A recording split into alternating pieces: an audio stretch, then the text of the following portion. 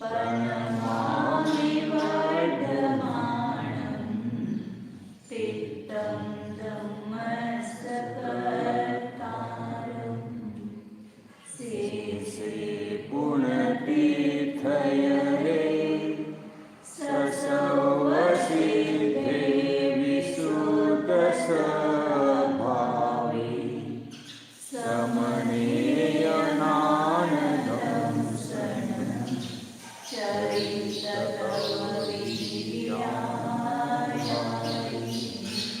ते ते सर्वे समगं समगं प्रत्येकमेव प्रत्येकं वन्दामि अवर्तन्ते अरहन्ते मानुषे कीर्ति किच्चारहन्तानं सिद्धानन्तहनमो गणहरानं अष्टावयवगानं सावूनं चैव सर्वेसिं तेसिं विशुद्धदंसनं ज्ञानपहानासमं समासेच उपसंपयामि संहं जतो युवान संप्रति।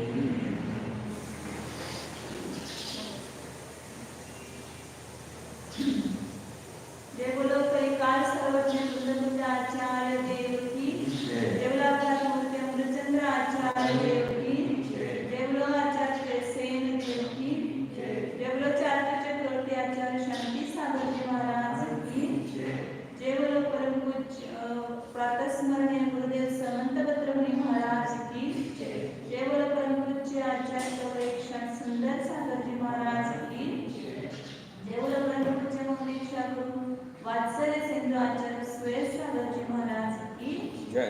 जय बोलो परम पूज्य श्री सागर जी महाराज की जय। जय बोलो पूज्य आचार्य माता जी की जय। श्री आचार्य प्रवचन 7वां भाग है।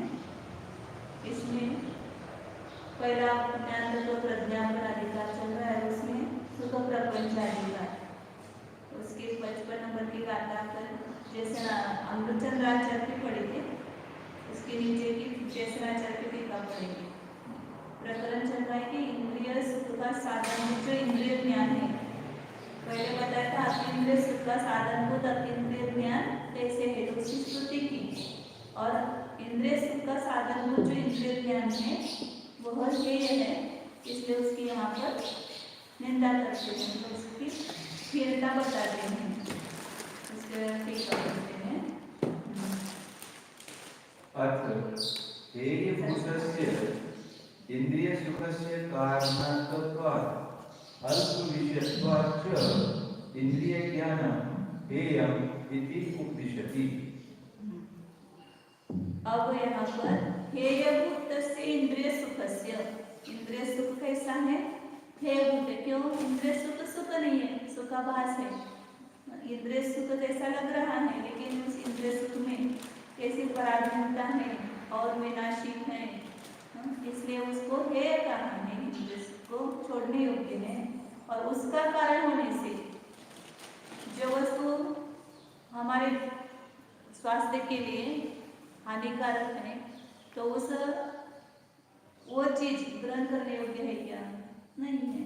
क्यों? क्योंकि उससे हमारा स्वास्थ्य बिगड़ता है। तो इंद्रिय सुख भी ऐसा ही है, इससे हमारा आत्म स्वास्थ्य जो है वह बिगड़ता है, इसलिए वह ग्रहण करने योग्य नहीं है, छोड़ने योग्य है।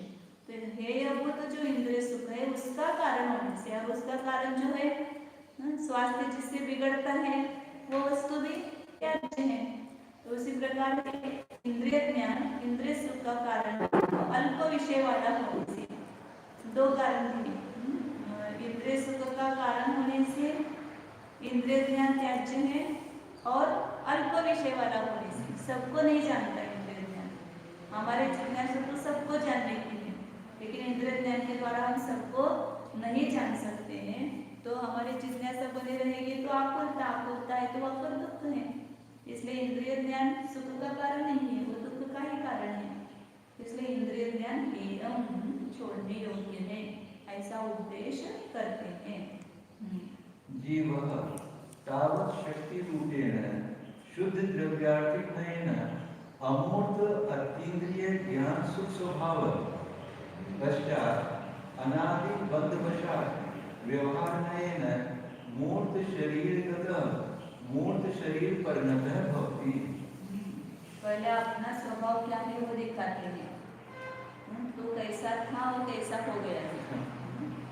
वो कोई बड़े घर का व्यक्ति किसी दुर्व्यसन में लग जाता है तो वैसे कहीं गड्ढा में पड़ा है, कहीं रास्ते पर जो कचरा कुंडी होती है उसमें गिर जाता है, कहीं पर भी गिर जाता है तो उसको क्या कहते हैं कि तू कौन से कुल का है, किस घराने में जन्म लिया है, इतना बड़ा तेरे हवेली है और कहाँ पर तेरा स्थान है लेकिन कहाँ करके गिर गया है। ऐसे ये आत्मा भी कैसे है, सर्वोत्कृष्ट जीव तावत् शक्ति रूपेण, शक्ति रूप से कैसा है, शुद्ध द्रव्यार्थिक नहीं न, द्रव्यार्थिक के 10 वेद बताए उसमें शुद्ध द्रव्यार्थिक नहीं, जो परम पारिणामिक भाव को ग्रहण करने वाला शुद्ध द्रव्यार्थिक नहीं, उस शुद्ध द्रव्यार्थिक नहीं से कैसा है आत्मा, अमूर्त अतीन्द्रिय ज्ञान सुख स्वभाव, जो त्रिकाली अनादि अनंत कैसा है, अमूर्त है, स्पर्श रस गंध वर्ण से रहित है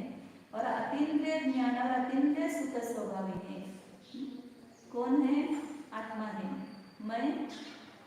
मैं आत्मा हूँ कि कौन हूँ, मैं अमूर्त अतीन्द्रिय ज्ञान सुख स्वभावी हूँ। ऐसा कहते हैं अपना स्वरूप अपने ज्ञान में आना चाहिए।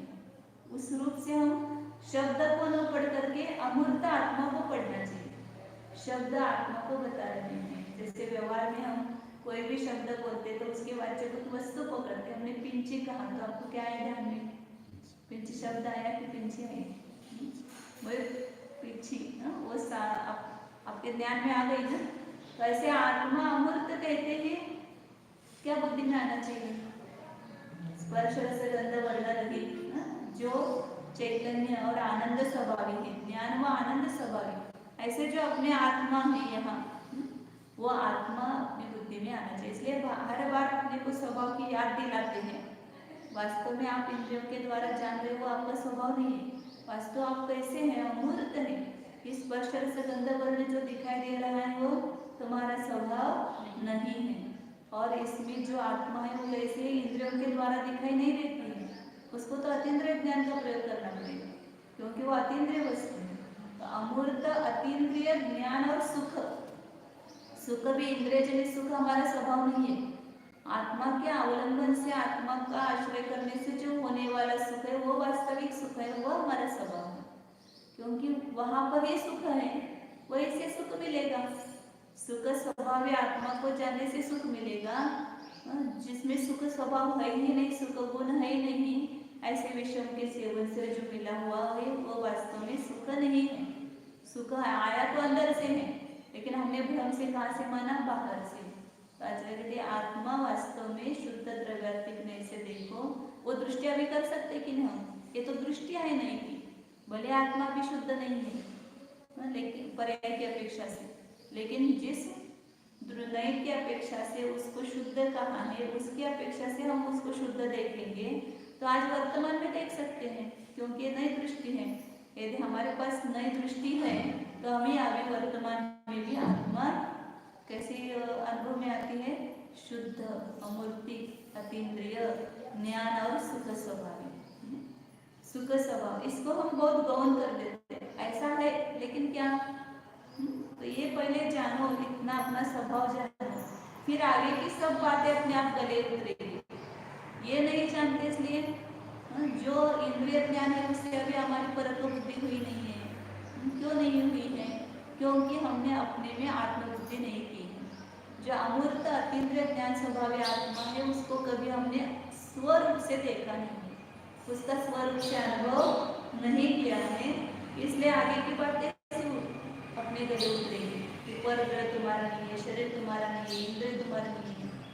ये कब हमें विश्वास होगा? जब अपनी वस्तु अपने पास होगी तब।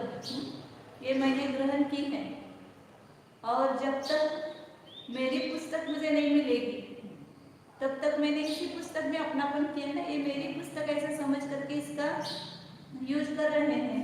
लेकिन जब पता चलेगा कि नहीं ये तो तुम्हारी पुस्तक है, तुम्हारी तो ये पुस्तक है, कोई दूसरा ला करके दे देता है तुम्हारी तो ये पुस्तक है, फिर तुरंत क्या हो जाता है, इस पुस्तक के प्रति मेरी आत्मबुद्धि ममत्व बुद्धि छूट जाती है। इसी प्रकार इस इंद्रिय ज्ञान के प्रति हमारे ममत्व बुद्धि क्यों नहीं छूट रही है? इसलिए आचार्य दिखाते यहाँ पर तुम्हारा स्वभाव क्या है, अमूर्त अतीन्द्रिय ज्ञान और सुख स्वभाव, ऐसा पड़ा हुआ है अंदर स्वभाव। और वैसा स्वभाव होते हुए भी क्या हुआ है, अनादि मंदवशात, अनादिकाल से इस पुद्गल की मैत्री हमारे साथ हो गई है, पुद्गल का संबंध हो गया है, इस कर्म का संबंध हो गया है, उस कारण से व्यवहार नहीं न, व्यवहार नहीं से क्या हो गया है, मूर्त शरीरगत, आत्मा कहाँ गया, अमूर्त होते हुए भी मूर्तिक शरीर में फंस गया, वहां पर क्या बोलते हैं उसको, मूर्तिक शरीर में अटक गया, गत प्राप्त हो गया उसको। और मूर्त शरीर परिणत, हमें लगता है कि अभी कुछ तकलीफ हो रही है तो मर गए तो अच्छा है, मर जाएंगे तो क्या होगा, इस जेल से निकलेंगे दूसरी जेल में अटकना पड़ेगा, कहीं ना कहीं तो अटकना पड़ेगा ही। बहुत सारे लोगों को ज्यादा दुख होता है तो लगता है कि चलो छूट जाएंगे दुख से, दुख से छूटते नहीं, दुख तो कर्म का उदय वहां पर भी आएगा आपके साथ में, लेकिन ना जो दुख का कारण आपको लग रहा है उससे छूटने की बात करें, वो दुख का कारण नहीं है वास्तविक, इसलिए वहां से हम छूटना चाहते हैं, लेकिन एक शरीर से छूटेंगे तो दूसरे शरीर में अटक जाएंगे।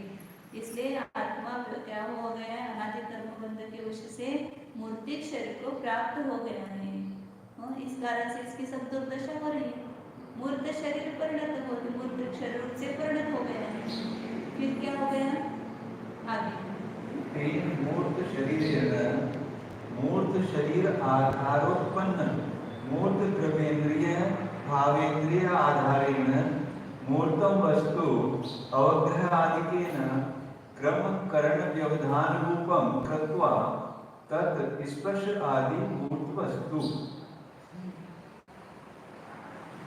क्या करता है फिर, मूर्ति तेन मुक्तिना, उस शरीर के द्वारा, शरीर मतलब उस मूर्तिक शरीर के जो अवयव है, मूर्त शरीर के द्वारा मतलब मूर्त शरीर के आधार से उत्पन्न हुए मूर्त द्रव्येंद्रिय, ये द्रव्येंद्रिय किसका पार्ट है, मेरा, किसके ये सब पार्ट, हाथ पैर कान नाक सब मुंह जिससे हम खाना खा रहे सब किसके हैं अवयव, शरीर के अवयव है, तो द्रव्येंद्रिय शरीर के अवयव है, शरीर का परिवार है, वो अपना परिवार नहीं है, तो 8 अंग शरीर के हैं, 5 इंद्रियां भी शरीर की हैं, इसलिए मूर्त शरीर के आधार से उत्पन्न हुए, ऐसे मूर्त द्रव्येंद्रिय है, वो मूर्तिक है, पुद्गल है, और भावेंद्र के द्वारा हम जान रहे हो भावेंद्र कैसे हैं, वो भी पुद्गल ही है, क्यों पुद्गल है, भले भावेंद्र को अपने ज्ञान के विभाव पर्याय कहा है,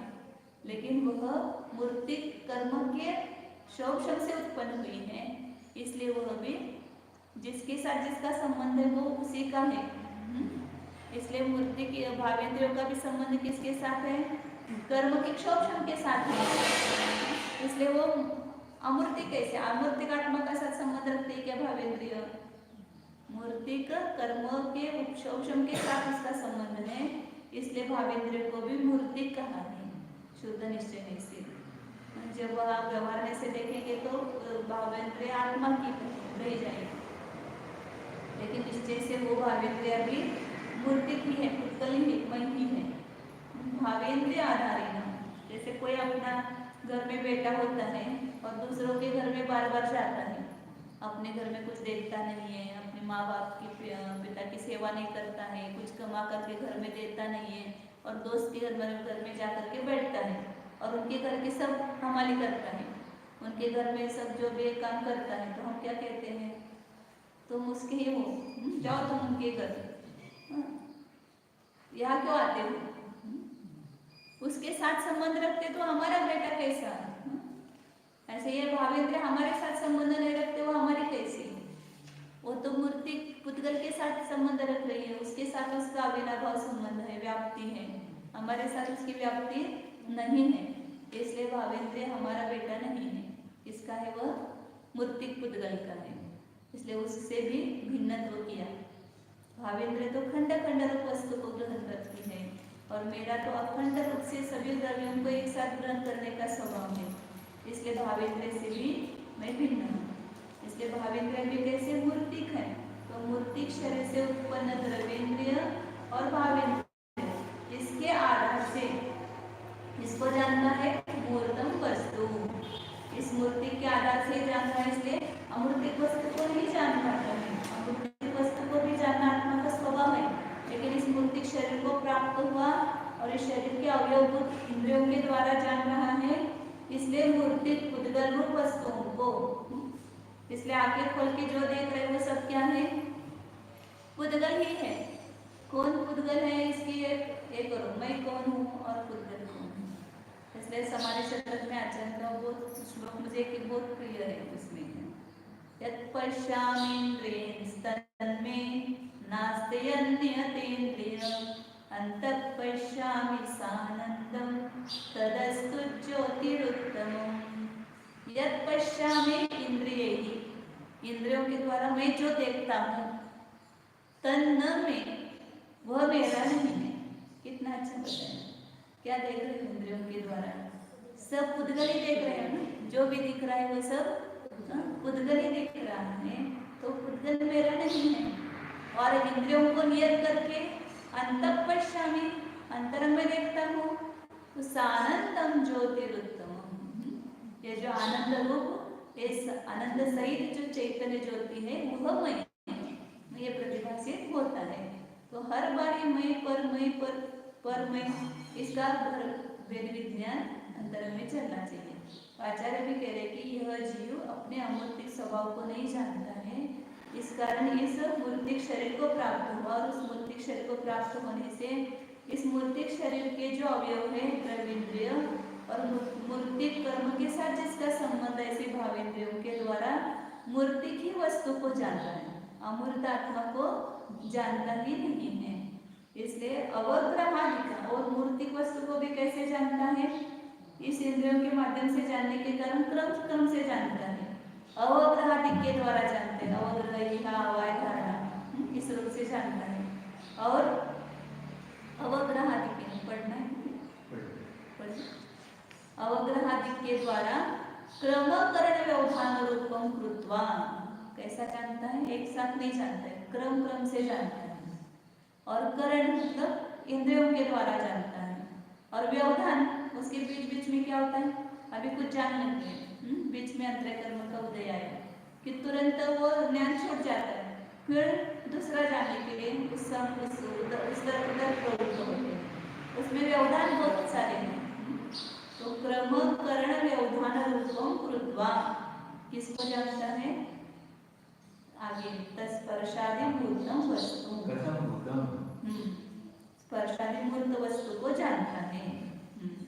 कथम पुत्रम इंद्रिय ग्रहण योग्यम व स्व आवृत्योक्षम योग्यम किमपि स्थूलं जानाति विशेष चयोक्षम अभावात् सूक्ष्मं न जानाति इति।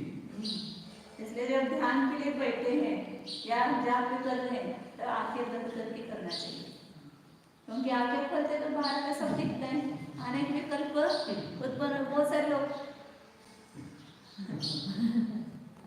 सबको देखना इधर उधर और जाप करना, तो क्या होता है? ये होते क्या एकाग्रता? आबादी आपकी एकाग्रता होती है कि आंखें खोल करके पर में एकाग्रता होती है। हाँ, तो फिर आप आंखें खोल के क्यों बैठते हैं? आंखें बंद करके बैठते जाओ, आंखें बंद करके बैठे तो कितने भी सारे विकल्प कम हो जाते हैं। बाहर कुछ भी दिखता है तो वहाँ पर तुरंत विकल्प खड़ा करते हैं, इसलिए क्या कहा? स्पर्शादि मुक्त वस्तु को यह जानता है, वो इंद्रिय ग्रहण योग्य, जो इंद्रिय के ग्रहण की योग्य है वे वस्तुएं जानी जाती हैं। और वह भी स्वावरण क्षोभम योग्य किमपि स्थूलम जानाति, अपना जो आवरण कर्म का क्षोभम है उसके योग्य जितना क्षोभम हुआ है, हम जिसको जानते हैं, किसको जानते हैं कि जितने आवरण कर्म का क्षोभम रूप योग्यता प्रकट हुई है इस जीव में, हम उतना ही जानते हैं, उससे ज्यादा जानते नहीं है। तो इसलिए स्वावरण क्षोभम योग्य किमपि स्थूलम जानाति, कुछ स्थूल वस्तु को जानते हैं। ये सब अनंत अनंत, कितने अनंत अनंत परमाणु का स्कंद है उसको, और वो भी स्थूल है तब जानते हैं। विशेष क्षोभम अभावात्, यदि विशेष क्षोभम नहीं है, गणित चालू हो जाता है तो क्या होता है नहीं जानते। क्यों नहीं जानते? तो क्षोभम के अधीन है हमारा ज्ञान, अभी हमारा ज्ञान उघाड़ नहीं हुआ है। क्यों? क्योंकि आवरण कर्म उस पर लगा हुआ है, उस आवरण कर्म का क्षोभम नहीं है तो नहीं समझ में आता है। जितना हो गया उनको समझ में आता है। तो कितना ये इंद्रिय ज्ञान पर अधीन है और कितना दुख का कारण है, खेद का कारण है, नहीं समझ में आता है तो तुरंत खेद होने लगता है। तो कहते हैं कि विशेष क्षोभम अभाव, और विशेष क्षोभम कैसे होगा? जैसे आप में परिणामों की विशुद्धि बढ़ा हो, क्षोभम भी विशेष होगा। आवरण खुलने के लिए कुछ निमित्त चाहिए कि नहीं? तो आवरण खुलने के लिए परिणामों की विशुद्धि निमित्त है उसमें। परिणामों की विशुद्धि से शुद्ध केवली होते हैं और परिणामों की विशुद्धि से केवल ज्ञान होता है। इसलिए आवरण दूर के लिए उसके अमृतचंद्राचार्य के इसमें आया था अनंत शुद्धि शक्ति था। ऐसा जितनी शुद्धता का व्यक्तता होती है, शुद्धि संभवात ऐसा शब्द दिया था। शुद्धि है परिणामों की, तो वहां पर अपने आवरण कर्म का भी क्षोभम होता है तो ऊपर ऊपर जानता है, लेकिन विशेष क्षोभम का अभाव होने से सूक्ष्म को जानता नहीं है। अभावार्थ कहते इस गाथा का। अयम् अत्र भावार्थः। इंद्रिय ज्ञानम यद्यपि व्यवहारेण प्रत्यक्षं मन्यते, तथापि निश्चयेन केवल ज्ञान अपेक्षया परोक्षम् एव।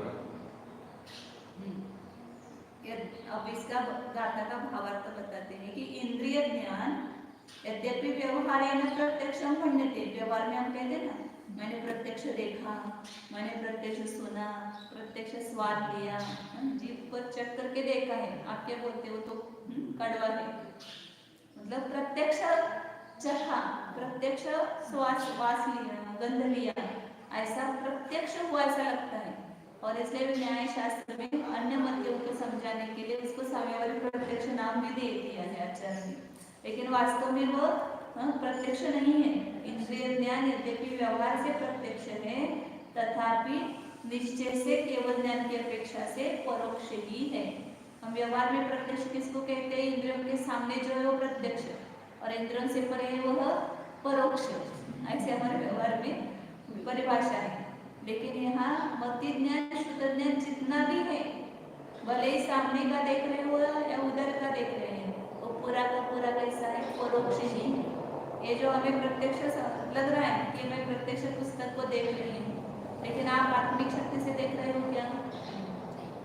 बीच में इंद्रियों का अवलंबन लिया है ना, इसके परोक्ष है। आगम में परोक्ष किसको कहते हैं? जो पर इंद्रिया है, उस इंद्रिय और अन्य सामग्री का अवलंबन करके जो ज्ञान प्रवृत्त होता है वो परोक्ष है, भले वो स्पष्ट मतलब सामने हो तो भी। इसलिए आचार्य कहते हैं कि इंद्रिय ज्ञान यद्यपि व्यवहार से प्रत्यक्ष कहा जाता है, तथापि निश्चय से केवल ज्ञान की अपेक्षा से वह परोक्ष एवं परोक्ष ही है।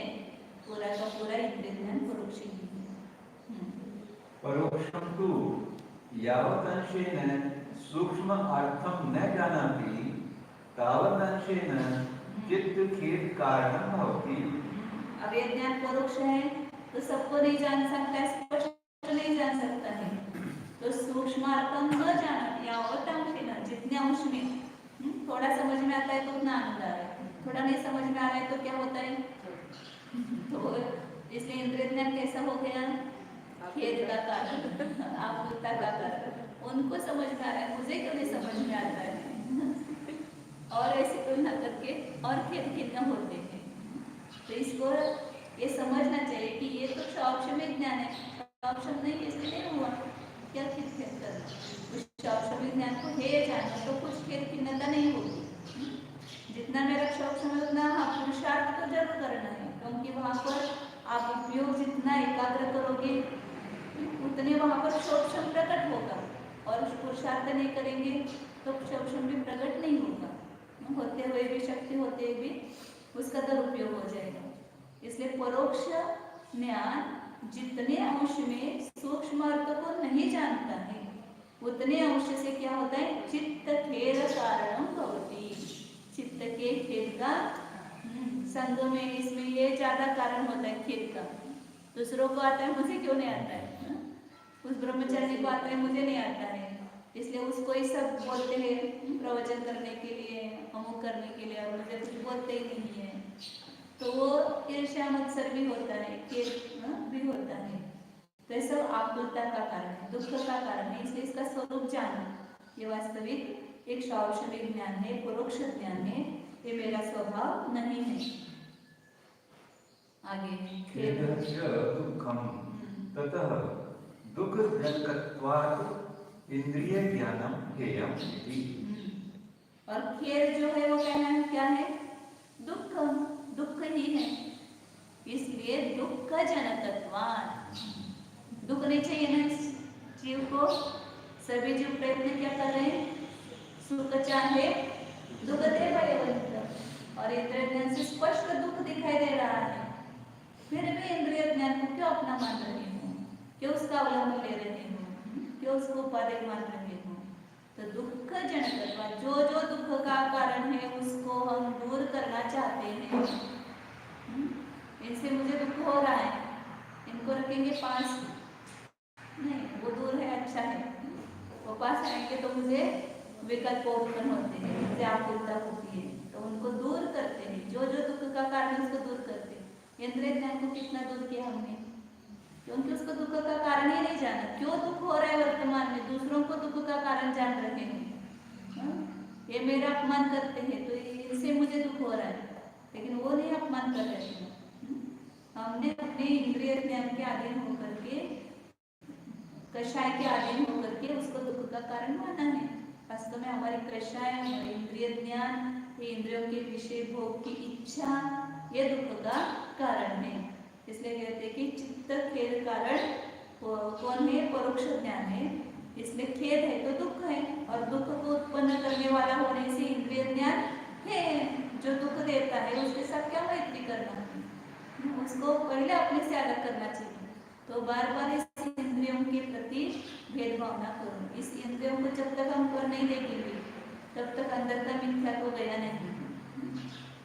जो शरीर के अवयवभूत इंद्रिया द्रव्येंद्रिय वो मेरा स्वभाव, वो तो मुझसे अलग ही है, खुदगर्म है, और जो भावेंद्रिय है वो भी कर्म के क्षोभन के निमित्त से हो रहा है, इसलिए भावेंद्रिय भी मेरी नहीं है। इसलिए जो भी इंद्रियों को जान रहे अभी वर्तमान में क्योंकि पराधीन होने से, लेकिन वास्तव में उसको, उससे मुझे छूटना है, उससे मुझे अतीत होना है, मुझे तो अपने अतीन्द्रिय ज्ञान को प्राप्त करना है। इस प्रकार अंदर में उस अतीन्द्रिय ज्ञान को उपादेय मानना चाहिए और इस इंद्रिय ज्ञान को हेय मानना चाहिए, ऐसा अंदर श्रद्धा होना चाहिए। जब तक अंदर की मान्यता नहीं गई है तो शब्द रटने से कुछ भी लाभ नहीं है, लगना चाहिए अंदर में ये इंद्रिय ज्ञान वास्तव में ऐसा है। अभिप्राय बदलना ये धर्म है, वास्तविक धर्म क्या है, खाली हमने शास्त्र पढ़ लिया, पूजा कर ली, प्रतिमा धारण की, धर्म हो गया क्या? जब तक अंदर की मिथ्या मान्यता को ठेस नहीं पहुंचेगी, मिथ्या पूर्व में जो हमारी मान्यता थी और अभी क्या है, उन दोनों में अंतर दिखना चाहिए।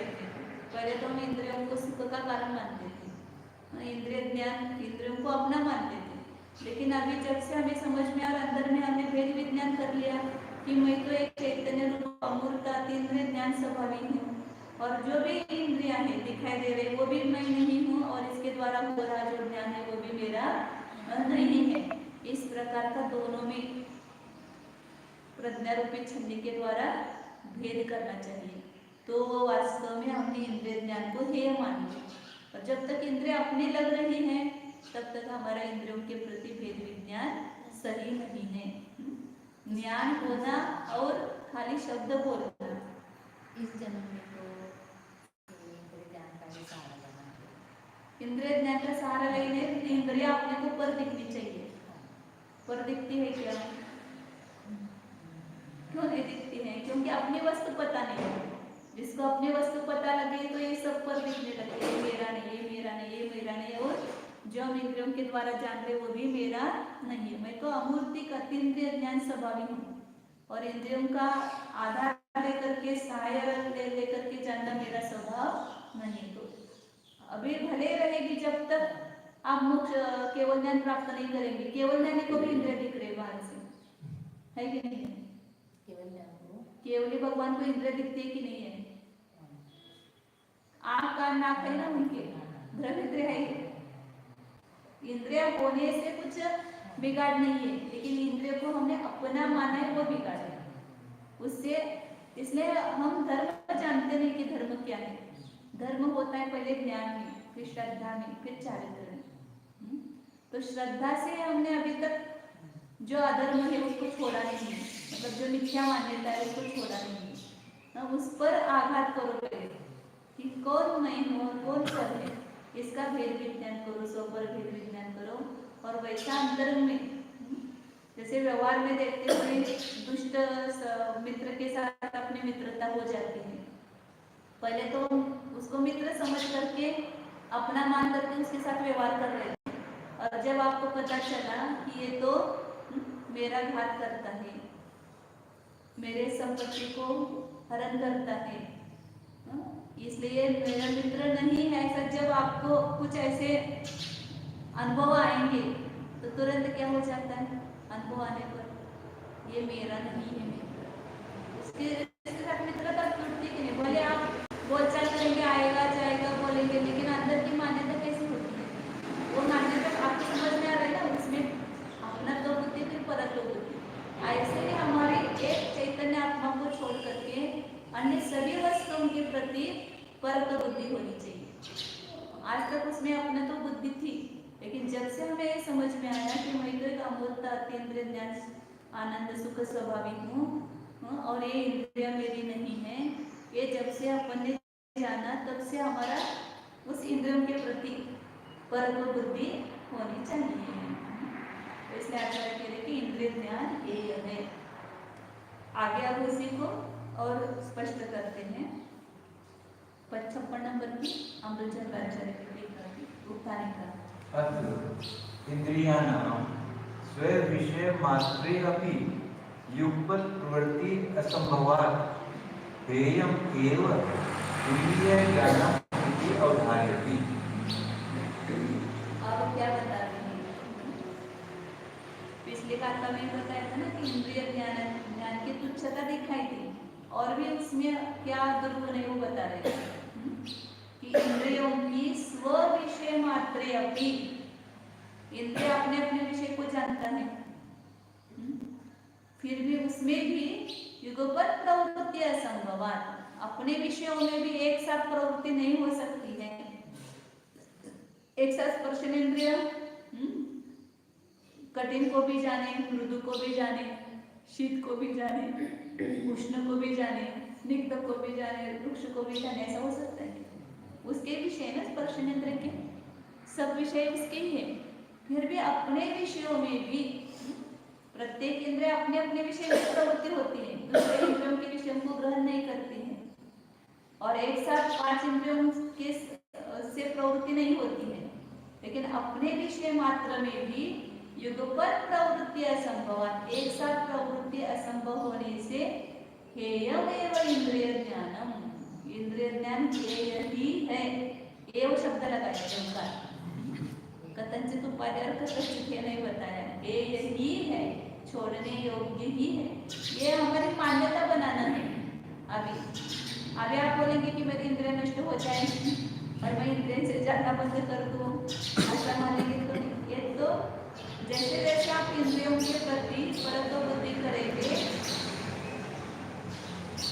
तो इंद्रियों का संबंध अपने आप छूटता जाएगा।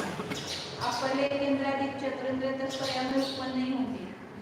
जब आप इंद्रियों की मान्यता करेंगे कि इंद्रियां मेरी नहीं है, इंद्रियों के प्रति पर बुद्धि करेंगे तो एक इंद्रिय से लेकर के चतुरेंद्रिय तक भी उत्पन्न नहीं होंगे। क्यों? सम्यक दृष्टि एक इंद्रिय से चतुरेंद्रिय में उत्पन्न नहीं होता है।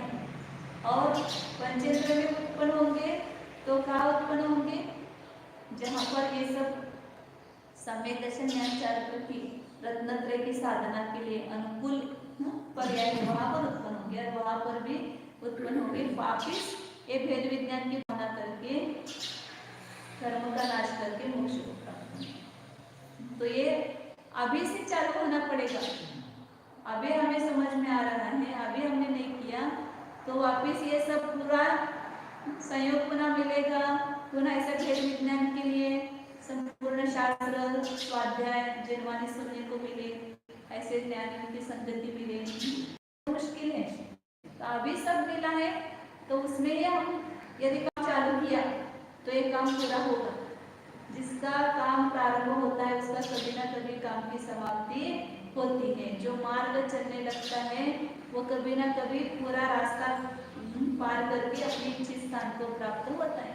लेकिन हम ऐसे बैठे रहे क्या मार्ग है वही पता नहीं, और पता भी हो तो भी उस मार्ग पर चल नहीं रहे हैं, तो इस ज्ञान का उपयोग तो मार्ग का निर्णय करके मार्ग पर लग। तो यहाँ इस गो में मार्ग, एक बार मार्ग मिल गया फिर छोड़ना नहीं उस मार्ग को। उस मार्ग को बनाए रखने के लिए पुरुषार्थ रखना है। फिर इस मार्ग पर हम चलने लगेंगे तो जल्दी से जल्दी हम उस मार्ग को पार करके मोक्ष मंजिल को प्राप्त कर लेते हैं। इसलिए ऐसा नहीं विचार करना कि अभी तो हमें इंद्रियों से ही काम लेना है तो इंद्रियों को अपनाना ही पड़ेगा, उसको अपना मानना ही पड़ेगा। आगे क्या है? इसलिए युगपत प्रवृत्ति असंभव, युगपत एक साथ अपने विषय मात्र में भी प्रवृत्ति असंभव होने से हेय ही है। कौन? इंद्रिय ज्ञान। हाँ, ऐसा जोर से बोलो, इंद्रिय ज्ञान हेय ही है। ऐसा उदाहरण करते हैं, निर्णय करते हैं। उदाहरण करना किसको बोलते हैं? निश्चय निर्णय होना चाहिए हमारे ज्ञान में, ठोस निर्णय होने चाहिए पूरे। भासो रसोय गंधो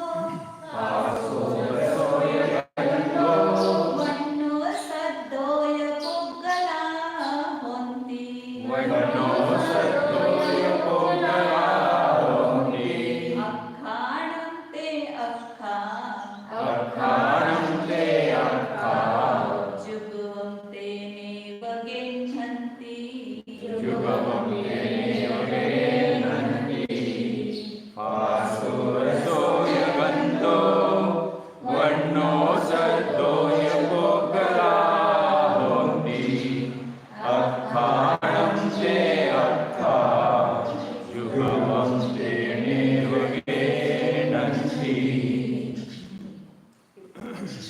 पहले इंद्रियों के विषय क्या है वो दिखा रहे हैं। इंद्रिय किसको जानती है? भासो स्पर्श को, रस, गंध, वर्ण, शब्द, ये पोगला होती। अखाणम इंद्रियों के विषय लगाना, वहां पर इंद्रियों के विषय सब पुद्गल है। तो स्पर्श रस गंध वर्ण शब्द को जानता है इंद्रिय, मतलब पुद्गल को जानता है। अपने आत्मा को जानता है कि नहीं जानता, तो क्या काम कर? जो अपने घर का ही काम न करे। इंद्रिय स्वयं अपने आत्मा, इंद्रिय स्वयं को भी नहीं जानती है, इंद्रिय आत्मा को भी नहीं जानते, तो इंद्रिय इंद्रियों को भी नहीं जानते। इसलिए इंद्रिय जो है वह कैसे अखा जुगो ते नैव गेह्यन्ति। ते अखा मतलब ये इंद्रियों के विषय स्पर्श रस गंध वर्ण शब्द, इसमें कहीं आत्मा नहीं है विषय। और वे अखा मतलब जो इंद्रिया है वे ते उन विषयों को जो नैव गेह्यन्ति। ते दो बार आते, ते मतलब प्रथमा विभक्ति भी आती है, ते द्वितीय विभक्ति भी आती है। पहले अखाणं ते विषया होती, ते प्रथमा विभक्ति देना पहले। स्पर्श रस गंध वर्ण शब्द पुद्गल, ये प्रथमा विभक्ति है, ये इंद्रियों के विषय है। और दूसरा आखा विषय करता हो गया और ते मतलब उन विषयों को उन अर्थों पदार्थों को जीवों ने एक साथ ग्रहण नहीं करते। शब्द प्रथमा में भी आता है, ते द्वितीय में भी आता है, प्राकृत षष्ठी में भी आता है ते शब्द। तो जहाँ जैसी विभक्ति होगी उसके अनुसार विभक्ति लगाना। अर्थवशात विभक्ति विपरिणाम हो, अर्थ के वजह से विभक्ति बदलती है। तो षष्ठी में भी देखिए। हाँ, तो अक्खा तेनेव भिन्न दो इंद्रियां एक साथ उन विषयों को ग्रहण, एक तो 5 इंद्रियां एक साथ ग्रहण नहीं करती है। एक साथ स्पर्श रस गंध वर्ण शब्द को ग्रहण कर सकते हैं क्या? आगे इसमें टीका में मैंने उदाहरण दिया है, इसको एक बार पढ़ते हैं। तो एक साथ ये 5 इंद्रियां, पांचों इंद्रियां एक साथ प्रवृत्त नहीं होती हैं और एक इंद्रिय भी अपने सब विषयों में एक साथ प्रवृत्त नहीं हो सकती है। बहुत ही इसकी हीन टाइप पर आधीनता है। टीका पढ़ते हैं। इंद्रियाणाम हि स्पर्श रस गंध वर्ण प्रधानः शब्दः च ग्रहण योग्यः पुष्करः। इंद्रियों के स्पर्श रस गंध वर्ण जिसमें प्रधान है अलग लिया, शब्द शब्द अलग लिया। स्पर्श रस गंध वर्णात्मक पुद्गल होता है तो एक गुण है इसलिए उसको अलग लिया, और शब्द पुद्गल की पर्याय है। शब्द में स्पर्श रस गंध वर्ण होता है, शब्द पुद्गल के पर्याय तो उसमें स्पर्श रस गंध वर्ण पाए जाएंगे और हर बाकी के पुद्गलों में भी स्पर्श रस गंध वर्ण पाया जाता है, इसलिए उसको अलग किया है। स्पर्श रस गंध वर्ण जिसमें प्रधान है और शब्द जो है वह ग्रहण योग्य पुद्गलाः, ग्रहण योग्य पुद्गल है, इंद्रियों के द्वारा ग्रहण करने योग्य ये विषय है केवल, बाकी कोई नहीं। और प्रत्येक इंद्रियों का भी विषय भिन्न भिन्न है, एक एक ही है। अथ इंद्रियैः युगपत् ते अपि न गृह्यन्ते तथाविद क्षयोक्षमन् शक्तिः असंभवात्। न भी लगाते ऐसे भी न भी, क्षोभशम मतलब दो अलग प्रत्यय होते हैं ना, क्षोभशम शब्द भी बनता है, क्षोभशमन भी बनता है, संक्रमण शब्द भी बनता है, संक्रम शब्द भी बनता है, ऐसे न लगा करके भी बनाते हैं। तो वहाँ पर लुट प्रत्यय होता है तो अन लगता है, लुट प्रत्यय आता है तो अन बनता है उसका, तो क्षोभशमन होता है। और अ खाली लगता है तो क्षोभशम होता है, प्रत्यय बोलते हैं ऐसे। तद्धित में बहुत सारे प्रत्यय आते हैं। अतः इंद्रियैः युगपत् ते अपि न गृह्यन्ते, इंद्रियों के द्वारा ये ग्रहण करने योग्य है पुद्गल, लेकिन इंद्रियों के द्वारा वे सभी विषय एक साथ स्पर्श रस गंध वर्ण को ग्रहण नहीं कर सकते हैं, लगता है अपने को। और ऐसा जब कभी करने के लिए प्रयास करो तो कितनी गड़बड़ी हो जाती है। जब एक करते तो दूसरा छूट जाता है, दूसरा करते तो तीसरा छूट जाता है। एक साथ में पूजा भी देखना है आपको, शास्त्र भी सुनना है, तत्वा सूत्र जी सुनना है, माला भी जपना है, तो सब एक साथ करने के लिए देखते तो एक भी अच्छा नहीं होता। कभी कभी ऐसा सोचते कि कुछ करते करते माला कर ले, तो उधर ध्यान नहीं जाता है, क्योंकि इंद्रियों में शक्ति नहीं है कि एक साथ सबको ग्रहण करने की, एक समय में एक ही ग्रहण करेंगे। तो इसलिए तथाविध क्षोभशमन शक्ति है असंभवात्, क्यों नहीं इंद्रिया ग्रहण कर सकते एक साथ, कि उस प्रकार की क्षोभशम शक्ति का अभाव होने से। क्षोभशम में ताकत नहीं कि एक साथ सब इंद्रियों के द्वारा जाने, एक समय में एक ही इंद्रियों के द्वारा क्षोभशम होगा और उसके द्वारा उपयोग की प्रवृत्ति होगी।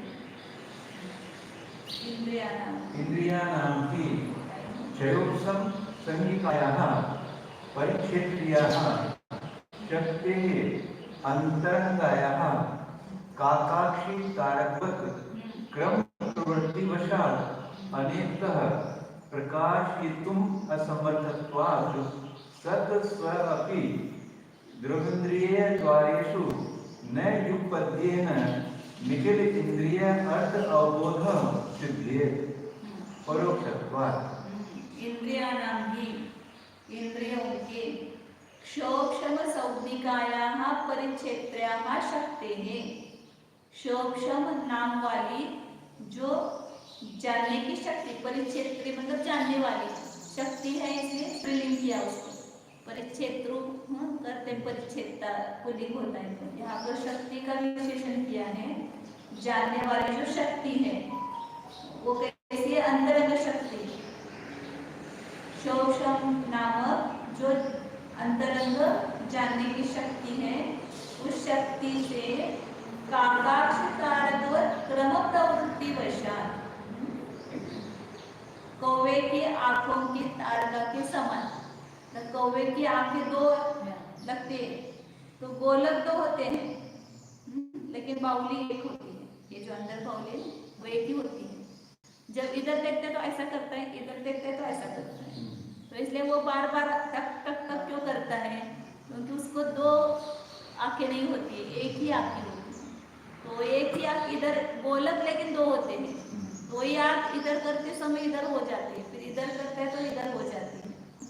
इसलिए उसका स्थिर नहीं दिखता है। कभी भी देखो उसको बार बार ऐसा ऐसा ऐसा करता रहता है। तो वो तो जैसे, लेकिन लगता है देखने वालों को दो आंखें लगती है ना, तो जल्दी जल्दी घुमाता है उसको इधर उधर इधर उधर। तो इसलिए दो आंखें लगती हैं, लेकिन दो आंखें उसको नहीं होती, एक ही आंख होती है। इसलिए उसको एकाक्षी नाम कौवे को कोश में देखेंगे तो एकाक्षी, एक आंख वाला ऐसा कहते हैं। तो उसके समान उस काकाक्षी मतलब कौवे के आंखों में जो दो पुतलियां होती है, आंख होती है, उसके समान वो क्रम से प्रवृत्त होती है। उसके समान ये इंद्रिया भी क्रम प्रवृत्ति वशात अनेक तह प्रकाशितुम असमर्थत्वात्। अब जैसे पंखा है, उसके तीन ये होते हैं ना, और जब फास्ट करो उसको तो तीन दिखाई नहीं देते हैं। वो भी क्रम क्रम से तीन पार्ट है, लेकिन क्या लग रहा है वो जोर से घुमाने से तीन नहीं दिखाई देते हैं, एक ही दिखाई देता है। शीघ्रता के कारण भेद ध्यान में नहीं आता है। जिस प्रकार ऐसे 100 पन्ने रखो एक के ऊपर एक के ऊपर, खाने का होता है ना पत्ता, उसको क्या बोलते हैं? खाऊचे पान हमारे मराठी में बोलते हैं, पान। हाँ, वो पान है, ऐसे 100 रखो और उसमें सुई डालो एक साथ, तो क्रम क्रम से गई उन सब पत्तों में एक साथ गई। लेकिन वो जल्दी जल्दी जल्दी जाते तो ऐसा लगता है कि एक साथ हमने डाल दिया उसमें, वो क्रम क्रम से उसमें गई है।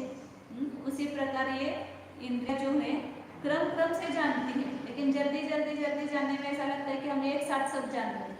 उस दिन दिया था ना उदाहरण कि कड़क करंजी बनाते ना अभी दशहरा में हमारे, वो कैसे होती है? कड़क होती है, घी में उसको तेल में तलते हैं, घी में तलते हैं। तो उसको खाते समय पांचों इंद्रियों के विषय हम एक साथ ग्रहण कर रहे ऐसा लगता है। रसनेंद्रिय से उसका टेस्ट आ रहा है, घ्राणेंद्रिय से उसका स्वाद ये गंध आ रही है, एक तले हुए चीज की सुगंध आती है ना। और कुड़कुड़ बज रहा है तो कान से कुड़कुड़ आवाज सुनाई दे रही है। और स्पर्श हो रहा है उसका जो भी है, क्या बोलते हैं, कठिन कड़क कड़क जो स्पर्श है वो कुरकुरा स्पर्श, वो स्पर्श भी हो रहा है। तो एक साथ हमने चारों को ग्रहण किया ऐसा लग रहा है ना, लेकिन उसको भी हम चारों को एक साथ ग्रहण नहीं कर सकते। जब आपको मीठा लग रहा है तब आपको आवाज की तरफ ध्यान नहीं है, सुगंध की तरफ ध्यान नहीं है, उसकी स्पर्श की तरफ ध्यान नहीं है। जब आपको कड़कड़ आवाज आ रही है तो आपका रसनेंद्रिय की तरफ ध्यान नहीं जाएगा। एक साथ ये चारों इंद्रियां या पांचों इंद्रियां एक साथ काम नहीं कर सकती, एक एक इंद्रियों के द्वारा ही हम जानते हैं।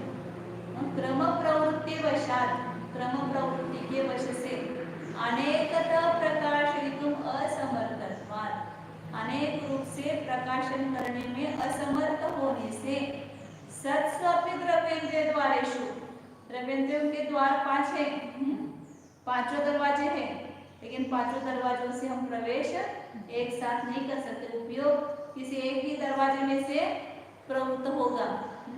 न योग पद्येन निखिलार्थ इंद्रियार्थो बोधः सिद्धेत्, एक साथ संपूर्ण इंद्रियों के अर्थों का ज्ञान सिद्ध नहीं होता है, क्योंकि परोक्षत्वात्, पराधीन होने से, परोक्ष होने से।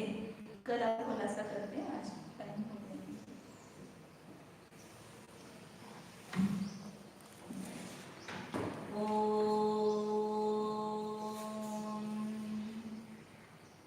जानिए अपने शुद्ध चैतन्यमय अमूर्तिक आत्मा को जानिए। वह अंदर विराजमान, बाहर से दिखाई नहीं दे रहा है, फिर भी भीतर है। आप कोशिश कीजिए, यदि आप पुरुषार्थ करेंगे एकाग्रता का, तो वो चीज आपके ज्ञान में आ जाएगी, स्वानुभव में आएगी। लेकिन जैसी वस्तु है वैसा ही उसको जानने का प्रयास करो।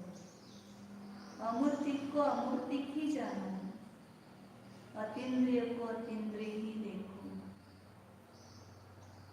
आत्मा में स्पर्श, रस, गंध, वर्ण नहीं है, अमूर्तिक है। अमूर्तिक वस्तु इंद्रियों का विषय नहीं है, तो इसलिए इंद्रियों के दरवाजे बंद करो पहले और देखो फिर भीतर अपने ज्ञानोपयोग के द्वारा, अतीन्द्रिय ज्ञान के द्वारा भीतर से अतीन्द्रिय वस्तु को स्पर्श करने का प्रयास कीजिए।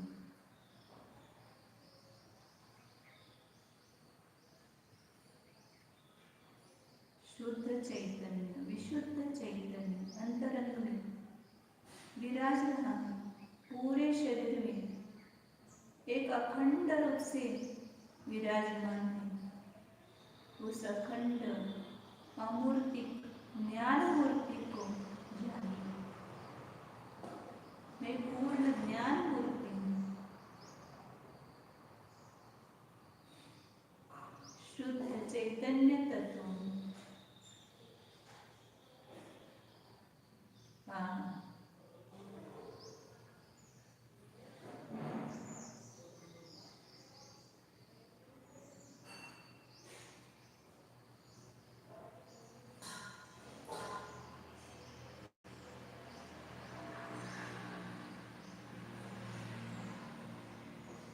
इस मेरे ज्ञान शरीर में स्पर्श नहीं है, अस्पर्श स्वरूपी है,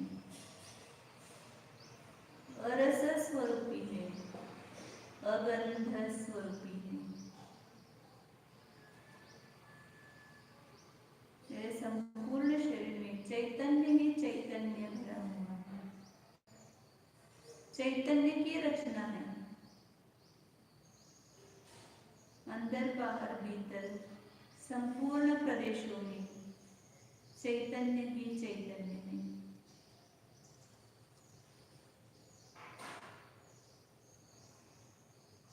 शुद्ध चैतन्य स्वरूप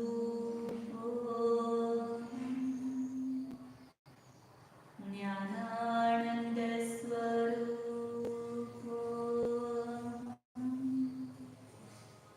अखंड चैतन्य स्वरूप शुद्ध एको